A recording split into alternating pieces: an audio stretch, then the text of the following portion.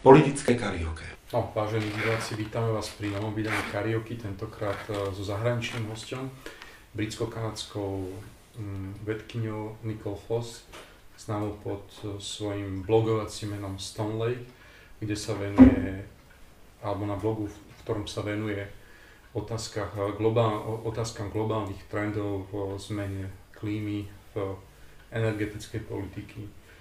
A niektoré z nich si dnes v krátkosti priblížime. So, welcome to the studio, Nicole. Thank you very much for having me. Thank you for coming. And the first question is that we are just living almost the nuclear catastrophe in Japan. Your only book you have written, if I'm not doing a mistake, is on the nuclear issue, isn't it? Yes. What do you think? What is the potential danger of the issue of the collapse in Japan?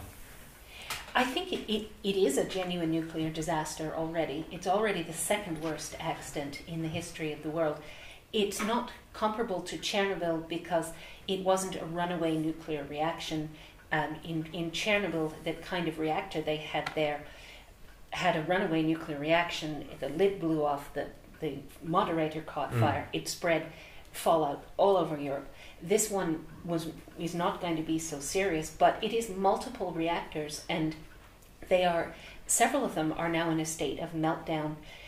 It appears that the meltdown is being completely uncontrolled because they evacuated all the people who were working at the site. Even the copters. Yes, everything is away from the site, so they're just letting it happen. It probably means that there will be multiple complete meltdowns, and then that means that the core will melt through the pressure vessel and the containment, quite possibly into the groundwater, so then we would see steam explosions that would spread fallout around an area. This is what is happening already. That's what's happening now, yes. And so I think there will be, like Chernobyl, an exclusion zone where the radiation level will be too high for people to live for a very long time. So anyway, on Japan there is a huge impact already. Oh, but yes. do you think that there will be kind of a radical shift in our approach to the nuclear energy after? Yes, and already Germany has cancelled the plans to extend the life of several reactors. Several other countries, just in the last couple of days, have announced that they're going to cancel plans for expansions. So I think it will have a big impact on the nuclear industry. And the nuclear industry does have a reputation for underestimating certain relatively simple issues. So they build in a lot of technological complexity, but they tend to miss some relatively simple things, often human factor things. And in this case, a tsunami. So all the electrics are at the bottom of the building, the backup generators are all exposed to the coast. So the risk of the vulnerability to tsunami was enormous. So they would design for earthquakes, but not for the tsunami that would likely follow. So this is really something that should have been foreseen at the design stage. And if it had been, they may have been able to put the backup generators in a place where they would not have been destroyed by the tsunami. Then they would not have lost the ability to cool the plants. Right, obviously, this is not the case. So, but Nicole, do you think that because you are very well known to your reader as somebody who has a very holistic approach to the general development of human being and its evolution in our world today, highly technologized.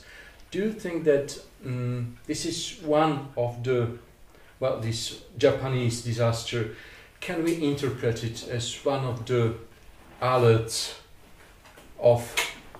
to our civilization, that we are maybe too far today, and we are not really skillful with all the technologies we are able to design?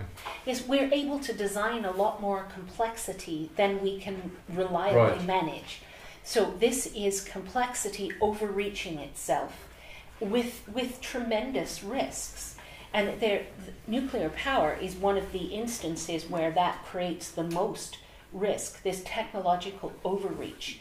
But there are a number of other simpler things as well. And when there was an earthquake on the eastern seaboard in the 1970s, I believe, and the way they described it was when the power went out, the technology traps began to close. So people were stuck in subways and elevators, and so there are many things that can go wrong when complexity fails. Power systems in general are the most complex. So nuclear is even more complex, but power systems, even just ordinary power systems, are incredibly complex, and they create dependencies that we don't realize we have until they're gone. And all of a sudden, the world just doesn't function in the way that people rely on, and that causes huge problems. What should we do? Kind of a step beyond to the simplicity, to live in the less complicated world, in less complicated technologies, or to manage these better? Or what do you suggest? I think we are inevitably going to be living in a simpler world because the only way we can create and sustain complexity is with an enormous energy subsidy, which I think we're not going to have in the future, because under the peak oil scenario, our the energy available to our societies will be a lot less. So inevitably that means less socioeconomic complexity. So a retreat to a simpler society. But you are one of the person who is writing in a very intensive way on the oil peak, and some of the studies, promoted mostly by the huge corporations exploiting the fields, are saying that this is just a nonsense. We are still having like something for 50 or 60 years stocks of oil, and then maybe we should move, saying with the words of Steve Hawking, to move to some other planets. It's as simple as that. So how simple?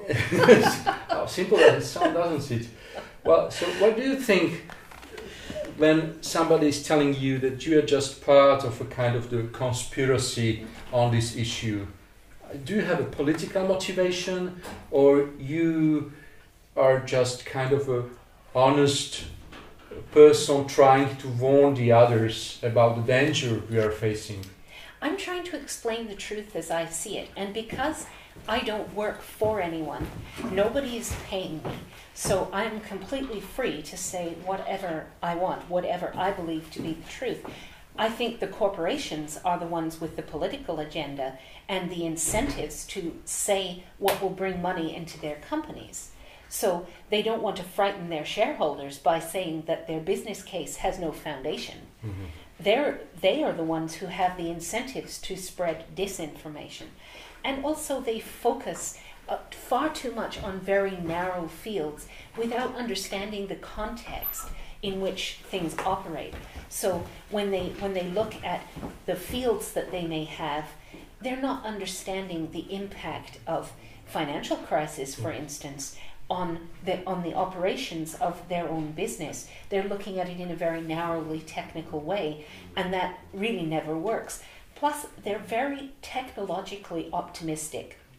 Their whole careers are invested in the success of technology, and mostly the past success of technology, which they then extrapolate into the future.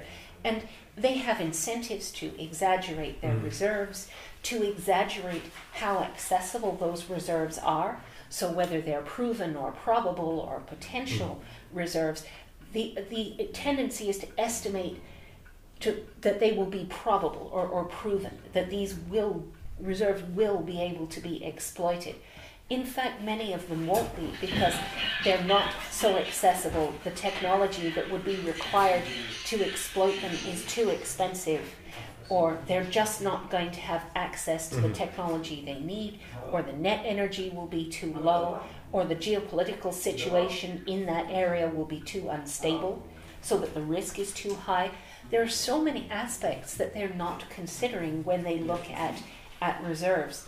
There is a certain amount of oil left, but the net energy is falling, and the net energy is more important than the actual quantity of reserves. Because once you get to the net energy being too low, it's no longer an energy source, no matter how much is below the ground.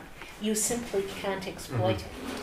Nicole, I will ask you the last question. How to reconciliate our desire for complexity and the safe life on this earth?